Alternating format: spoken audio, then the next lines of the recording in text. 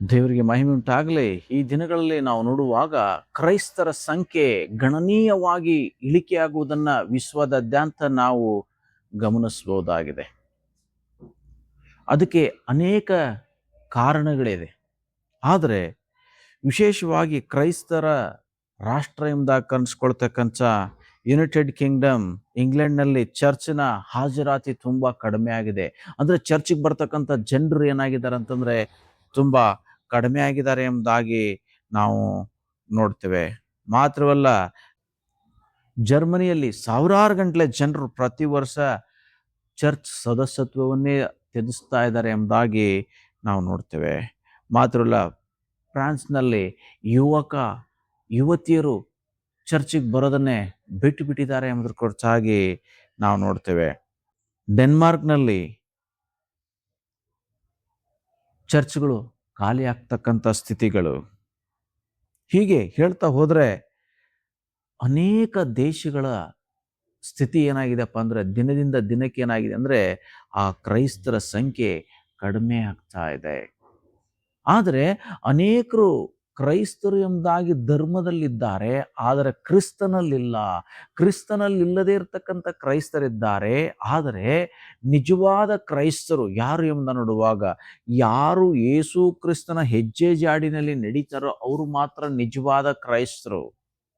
ಈ ದಿನಗಳಲ್ಲಿ ನಿಜವಾದ ಕ್ರೈಸ್ತರ ಸಂಖ್ಯೆ ಏನಾಗಿದೆಯಪ್ಪ ಅಂತಂದ್ರೆ ಕಡಿಮೆ ಆಗ್ತಾ ಇದೆ.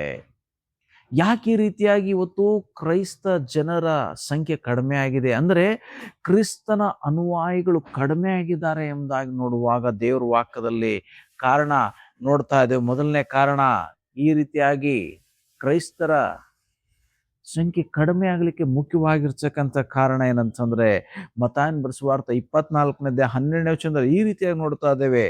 ಅಧರ್ಮವು ಹೆಚ್ಚಾಗುವುದರಿಂದ ಬಹು ಜನರ ಪ್ರೀತಿ ತಣ್ಣಗಾಗುವುದು ಎಂಬುದಾಗಿ ಇಲ್ಲಿ ನೋಡ್ತಾ ಇದ್ದೀವಿ. ಹೀಗೆ ಯಾಕೆ ಇವತ್ತು ಕ್ರಿಸ್ತನ ಅನುಯಾಯಿಗಳ ಸಂಖ್ಯೆ, ಯೇಸುವನ್ನ ಹಿಂಬಾಲಿಸುವವರ ಸಂಖ್ಯೆ ಕಡಿಮೆ ಆಗ್ತಾ ಇದೆ ಎಂಬ ನೋಡುವಾಗ ದೇವ್ರ ವಾಕ್ಯ ಹೇಳ್ತಾ ಇದೆ, ಸ್ವಾಮಿ ಹೇಳ್ತಾರೆ, ಅಧರ್ಮವು ಹೆಚ್ಚಾಗುವುದರಿಂದ ಬಹು ಜನರ ಪ್ರೀತಿ ತಣ್ಣಗಾಗ್ತದೆ ಎಂಬುದಾಗಿ. ಅಂದ್ರೆ ಪಾಪ ಲೋಕದಲ್ಲಿ ಹೆಚ್ಚಾದಾಗೆಲ್ಲ ಏನಾಗ್ತದೆ ಅಂತಂದ್ರೆ ಅನೇಕರ ಪ್ರೀತಿ ಅದು ತಣ್ಣಗಾಗ್ತದೆ. ಅಂದರೆ ಇವತ್ತು ಮನುಷ್ಯ ಪ್ರೀತಿಯಲ್ಲಿಲ್ಲ, ಕ್ರಿಸ್ತನ ಪ್ರೀತಿಯಲ್ಲಿಲ್ಲ. ಯಾರು ನಿಜವಾಗಿಯೂ ಕ್ರಿಸ್ತನ ಪ್ರೀತಿಯಲ್ಲಿದ್ದಾರೋ ಅವರು ಮಾತ್ರವೇ ನಿಜವಾದ ಕ್ರೈಸ್ತರು. ಹೆಸರಿಗೆ ಮಾತ್ರ ಕ್ರೈಸ್ತರ ಸಂಖ್ಯೆ ಹೆಚ್ಚಿರಬಹುದು, ಆದರೆ ನಿಜವಾಗಿರ್ತಕ್ಕಂಥ ಕ್ರೈಸ್ತರು, ಯೇಸುವನ್ನ ಪ್ರೀತಿಸುವಂತ ಕ್ರೈಸ್ತರು, ಯೇಸುವಿನ ಆಜ್ಞೆಗಳನ್ನ ಕೈಕೊಂಡು ಹಿಡಿತಕ್ಕಂಥ ಕ್ರೈಸ್ತರು ಏನಾಗಿದ್ದಾರೆ ನೋಡುವಾಗ ಗಣನೀಯವಾಗಿ ಇಳಿಕೆ ಆಗ್ತಾ ಇದೆ. ಕಾರಣ ಅಧರ್ಮವು ಹೆಚ್ಚಾಗಿರೋದ್ರಿಂದ ಬಹುಜನರ ಪ್ರೀತಿ ತಣ್ಣಗಾಗಿದೆ. ಈ ಸಂದೇಶವನ್ನು ಆಲಿಸುವಂತ ಸಹೋದರ ಸಹೋದರಿ, ಇವತ್ತು ಕ್ರಿಸ್ತನ ಹಿಂಬಾಲಕನು ಎಂಬುದಾಗಿ ಹೇಳ್ಕೊಳ್ತಕ್ಕಂಥ ನಿನ್ನ ಪ್ರೀತಿ ಹೇಗಿದೆ? ಇವತ್ತು ನೀನು ಪ್ರೀತಿಯಲ್ಲಿ ತಣ್ಣಗಾಗಿದ್ದೀಯೋ ಅಥವಾ ಊರು ಬೆಚ್ಚಗಾಗಿದ್ದೀಯೋ? ಹೇಗಿದ್ದೀಯಾ ನೀನು? ನಿನ್ನ ಪ್ರೀತಿ ಕ್ರಿಸ್ತನಿಗಾಗಿ ಹೇಗಿದೆ? ಕರ್ತನು ಕೊಟ್ಟಂತ 2 ಆಜ್ಞೆ, ನಿನ್ನ ಕರ್ತನಾಗಿರ್ತಕ್ಕಂಥ ದೇವ್ರನ್ನ ಪೂರ್ಣ ಹೃದಯದಿಂದ, ಪ್ರಾಣದಿಂದ, ಶಕ್ತಿಯಿಂದ ಪ್ರೀತಿಸ್ಬೇಕಂತ ಹೇಳಿ ನೀನು ಎಷ್ಟು ದೇವ್ರನ್ನ ಇವತ್ತು ಪ್ರೀತಿಸ್ತಾ ಇದೀಯಾ? ದೇವ್ರಿಗೋಸ್ಕರ ಏನೆಲ್ಲ ಬಿಟ್ಟು ಕೊಡ್ಲಿಕ್ಕೆ ನೀನು ಸಿದ್ಧನಾಗಿದ್ದೀಯಾ ಅಂತಕ್ಕಂಥದ್ದು ಬಹಳ ಪ್ರಾಮುಖ್ಯತೆ ಉಳ್ಳಂಥದ್ದಾಗಿದೆ. ಹಾಗೆ 2ನೇ ಆಜ್ಞೆ, ನಿನ್ನ ನೆರೆಯವನನ್ನ ನಿನ್ನಂತೆಯೇ ಪ್ರೀತಿಸು ಎಂಬುದಾಗಿ ಸ್ವಾಮಿ ಆಜ್ಞೆ. ಇವತ್ತು ನಿನ್ನ ನೆರೆಹೊರೆಯವ್ರನ್ನ ನೀನು ಹೇಗೆ ಪ್ರೀತಿಸ್ತಾ ಇದ್ದೀಯಾ? ನಿನ್ನ ಕೆಲಸದ ಸ್ಥಳದಲ್ಲಿ ಜನರನ್ನು ಹೇಗೆ ನೀನು ಪ್ರೀತಿಸ್ತಾ ಇದ್ದೀಯಾ? ನಿನ್ನ ಸಮಾಜದಲ್ಲಿ ಜನರನ್ನು ಹೇಗೆ ನೀನು ಪ್ರೀತಿಸ್ತಾ ಇದೀಯಾ? ನಿನ್ನ ಸಭಿಕರನ್ನ ನೀನು ಹೇಗೆ ಪ್ರೀತಿಸ್ತಾ ಇದೀಯಾ? ಇವತ್ತು ಕ್ರಿಸ್ತನ ಪ್ರೀತಿಯಲ್ಲಿ ನೀನು ಇಲ್ಲ ಅನ್ನೋದಾದ್ರೆ, ಕ್ರಿಸ್ತನಲ್ಲಿ ನೀನು ನೆಲೆಗೊಂಡಿಲ್ಲ ಅನ್ನೋದಾದ್ರೆ, ಒಂದು ವೇಳೆ ಕ್ರೈಸ್ತ ಧರ್ಮದಲ್ಲಿರಬಹುದು, ಆದರೆ ಕ್ರಿಸ್ತನ ಪಟ್ಟಿಯಲ್ಲಿ, ಲಿಸ್ಟಲ್ಲಿ ನೀನು ಇರ್ಲಿಕ್ಕೆ ಸಾಧ್ಯವಿಲ್ಲ. ಯಾರೆಲ್ಲ ಆತನ ಆಜ್ಞೆಗಳನ್ನ ಕೈಕೊಂಡು ನಡೀತಾರೋ ಅವ್ರು ಮಾತ್ರನೇ ಆತನ ಮಕ್ಕಳು, ನಿಜವಾಗಿರ್ತಕ್ಕಂಥ ಕ್ರೈಸ್ತರು. ಅದರಿಂದ ಇವತ್ತು ನೀನು ನಿನ್ನನ್ನು ಪ್ರೀತಿಸಿಕೊಂಡ ಹಾಗೆ ನಿನ್ನ ನೆರೆಯವರನ್ನ ನೀನು ಪ್ರೀತಿಸ್ತಾ ಇಲ್ಲ ಅನ್ನೋದಾದರೆ ನಿನ್ನಲ್ಲಿ ಕ್ರಿಸ್ತನಿರಲಿಕ್ಕೆ ಸಾಧ್ಯವಿಲ್ಲ. ಯಾಕಂತಂದರೆ ಕ್ರಿಸ್ತನು ಯಾರಲ್ಲಿದ್ದಾನೋ ಅವರು ಕ್ರಿಸ್ತನ ಹಾಗೆ ಭೂಲೋಕದಲ್ಲಿ ಜೀವಿಸ್ತಕ್ಕಂಥವರಾಗಿದ್ದಾರೆ. ಇವತ್ತು ಸ್ವಾಮಿ ನಮ್ಮನ್ನು ಆಯ್ಕೊಂಡಿರ್ತಕ್ಕಂಥದ್ದು, ನಮ್ಮನ್ನು ಆದುಕೊಂಡಿರ್ತಕ್ಕಂಥದ್ದು, ನಮ್ಮನ್ನು ಲೋಕದಿಂದ ಪ್ರತ್ಯೇಕಿಸಿರ್ತಕ್ಕಂಥದ್ದು ಯಾವುದಕ್ಕಾಗಿ ಎಂದು ನೋಡುವಾಗ ಆತನಿಗಾಗಿ ನಾವು ಜೀವಿಸೋದಕ್ಕೋಸ್ಕರ, ಆತನಂತೆ ನಾವು ಜೀವಿಸೋದಕ್ಕೋಸ್ಕರ, ಆತನು ಹೇಗೆ ಕರುಣೆ ಉಳ್ಳವನಾಗಿದ್ದಾನೋ ಹಾಗೆ ನಾವು ಕರುಣೆಯಲ್ಲಿ ನಡೆಯೋದಕ್ಕೋಸ್ಕರ, ಆತನು ಹೇಗೆ ಕ್ಷಮಾಪಣೆ ಉಳ್ಳಂಥ ಹೃದಯ ಹೊಂದಿದ್ದಾನೋ ಅಂಥ ಹೃದಯ ಹೊಂದಿದವರಾಗಿ ಜೀವಿಸೋದಕ್ಕೋಸ್ಕರ, ಆತನು ಹೇಗೆ ಅಗತ್ಯ ಇರ್ತಕ್ಕಂಥವ್ರಿಗೆ ಲಭ್ಯ ಇದ್ದಾನೋ ಎಲ್ಲ ಸಮಯದಲ್ಲಿ ಹಾಗೆ ನಾವು ಲಭ್ಯ ಇರೋದಕ್ಕೋಸ್ಕರ, ಯಾರು ಬಿದ್ದೋಗಿದ್ದಾರೋ ಅವ್ರನ್ನ ಸ್ವಾಮಿ ಮೇಲೆತ್ತಿದ ಹಾಗೆ ನಾನು ನೀವು ಮೇಲೆತ್ತೋದಕ್ಕೋಸ್ಕರ ಇದ್ದೇವೆ. ಬಲಹೀನರಿಗೆ ಆಧಾರ ಆಗೋದಕ್ಕೋಸ್ಕರ ಇದ್ದೇವೆ. ಒಂದು ವೇಳೆ ಹಾಗೆ ನೀನು ಮಾಡ್ತಾ ಇಲ್ಲ ಅನ್ನೋದಾದ್ರೆ, ಕ್ರಿಸ್ತನ ಹಾಗೆ ನೀ ಲೋಕದಲ್ಲಿ ಜೀವಿಸ್ತಾ ಇಲ್ಲ ಅನ್ನೋದಾದ್ರೆ, ಕ್ರಿಸ್ತನು ನಿಲ್ಲಿರಲಿಕ್ಕೆ ಹೇಗೆ ಸಾಧ್ಯ? ಅದರಿಂದ ಈ ರೀತಿಯಾಗಿ ಕ್ರಿಸ್ತನನ್ನು ಹೊಂದಿಕೊಂಡಿರುವಂಥ ಕ್ರೈಸ್ತರ ಸಂಖ್ಯೆ ಏನಾಗಿದೆ ಅಂದರೆ, ವಿಶ್ವದಾದ್ಯಂತ, ರಾಜ್ಯದಾದ್ಯಂತ, ದೇಶದಾದ್ಯಂತ ಅದು ಕಡಿಮೆ ಆಗ್ತಾ ಇದೆ. ಕಾರಣ ಅಧರ್ಮ ಹೆಚ್ಚಾಗಿರೋದ್ರಿಂದ.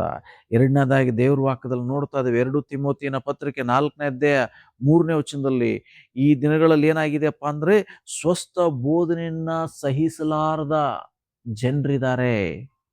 ಅಲ್ಲಿ ಹೇಳ್ತಾ ಇದೆ ವಾಕ್ಯ, ಸ್ವಸ್ಥ ಬೋಧನೆಯನ್ನ ಸಹಿಸಲಾರದ ಕಾಲ ಬರ್ತದೆ ಎಂಬುದಾಗೆ. ಅದರಿಂದ ಇವತ್ತು ಜನರಿಗೆ ಸ್ವಸ್ಥ ಬೋಧನೆ ಬೇಕಾಗಿಲ್ಲ, ಜನರಿಗೆ ಆಶೀರ್ವಾದದ ಸಂದೇಶಗಳು, ಜನರಿಗೆ ಬಿಡುಗಡೆಯ ಸಂದೇಶಗಳು, ಜನರಿಗೆ ಅದ್ಭುತಗಳ ಸಂದೇಶ, ಜನರಿಗೆ ಕೊರತೆ ನೀಗಿಸುವಂಥ ಸಂದೇಶಗಳೇ ಬೇಕಾಗಿದೆ. ಆದ್ದರಿಂದ ಯಾರೆಲ್ಲ ಆಶೀರ್ವಾದವನ್ನ, ರೋಗ ಸ್ವಸ್ಥತೆಯನ್ನ, ಐಶ್ವರ್ಯವನ್ನ, ಬಿಡುಗಡೆಯನ್ನ ಅಪೇಕ್ಷಿಸ್ತಾ ಹೋಗ್ತಾರೋ ಅವ್ರು ಯಾರು ಸಹ ಯೇಸುವನ್ನು ಹಿಂಬಾಲಿಸ್ಲಿಕ್ಕೆ ಸಾಧ್ಯವಿಲ್ಲ. ಯೇಸುವನ್ನು ಹಿಂಬಾಲಿಸುವಂತ ಎಂಥವರಾಗಿದ್ದಾರೆ? ಆತನನ್ನು ಪ್ರೀತಿಸುವವರು ಮಾತ್ರ ಆತನನ್ನು ಹಿಂಬಾಲಿಸ್ತಾರೆ. ಅನೇಕರು ಕ್ರಿಸ್ತನ ಬಳಿ ಬರ್ತಾರೆ, ಯಾವುದಕ್ಕಾಗಿ?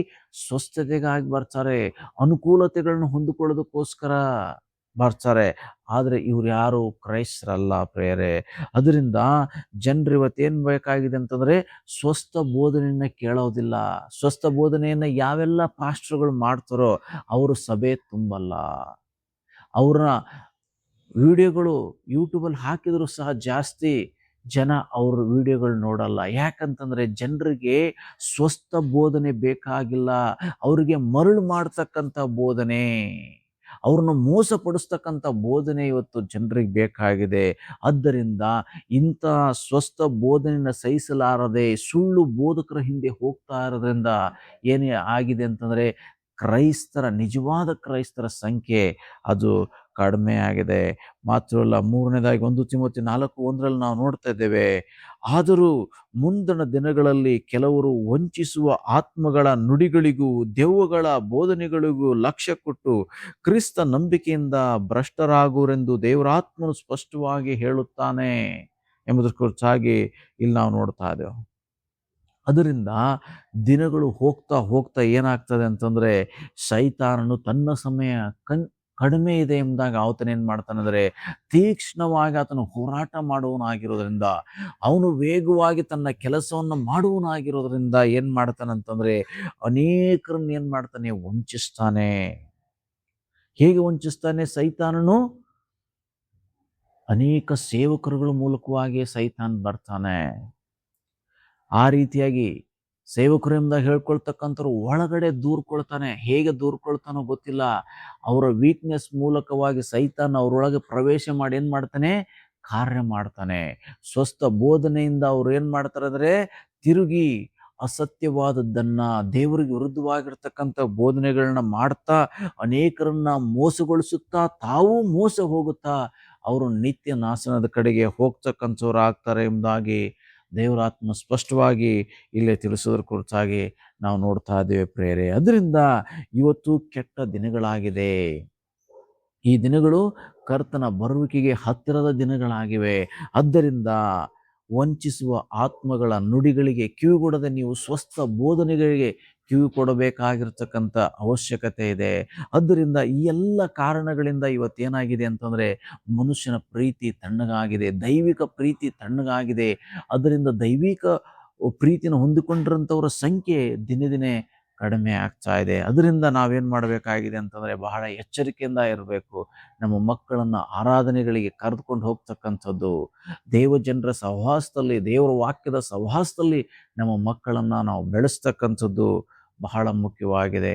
ಒಂದು ವೇಳೆ ಹಾಗೆ ನಾವು ಮಾಡಲಿಲ್ಲ ಅಂತಂದರೆ, ತಂದೆ ತಾಯಿಗಳಾಗಿರ್ತಕ್ಕಂಥ ನಾವು ಪ್ರತಿನಿತ್ಯ ದೇವ್ರ ವಾಕ್ಯವನ್ನು ಓದದೆ ಹೋದರೆ, ನಾವು ಪ್ರಾರ್ಥಿಸದೆ ಹೋದರೆ, ನಾವು ಭಕ್ತಿಯಲ್ಲಿ ನಡೀದೆ ಹೋದರೆ, ನಮ್ಮ ಮಕ್ಕಳು ಹೇಗೆ ಭಕ್ತಿಯಲ್ಲಿ ಬೆಳಿಲಿಕ್ಕೆ ಸಾಧ್ಯ, ಭಕ್ತಿಯಲ್ಲಿ ನಡಿಲಿಕ್ಕೆ ಸಾಧ್ಯ, ಕ್ರಿಸ್ತವನವರಾಗಿ ಜೀವಿಸ್ಲಿಕ್ಕೆ ಸಾಧ್ಯ? ನಾವು ಕ್ರಿಸ್ತನು ನಡೆದುಕೊಂಡ ಹಾಗೆ ನಡೆದುಕೊಂಡಿಲ್ಲ ಅಂತಂದರೆ ನನ್ನ ಕುಟುಂಬದವರು ಹೇಗೆ ಕ್ರಿಸ್ತನು ನಡೆದಂತೆ ನಡೀಲಿಕ್ಕೆ ಸಾಧ್ಯ? ಅದರಿಂದ ನಮ್ಮನ್ನು ದೇವರಷ್ಟಕ್ಕೆ ಒಪ್ಪಿಸಿಕೊಡೋಣ. ಸ್ವಾಮಿ, ಈ ಲೋಕದಲ್ಲಿ ನಾನು ನಿನ್ನಂತೆ ಜೀವಿಸಬೇಕು ಸ್ವಾಮಿ, ನನ್ನನ್ನು ನಿನ್ನಂತೆ ಮಾರ್ಪಡಿಸು. ಅನೇಕ ದೇಶಗಳಲ್ಲಿ ನಿನ್ನನ್ನು ಪ್ರೀತಿಸ್ತಕ್ಕಂಥವ್ರ ಸಂಖ್ಯೆ ಕಡಿಮೆ ಆಗಿದೆ, ನಿನ್ನನ್ನು ಹಿಂಬಾಲಿಸ್ತಕ್ಕಂಥವ್ರ ಸಂಖ್ಯೆ ಕಡಿಮೆ ಆಗಿದೆ.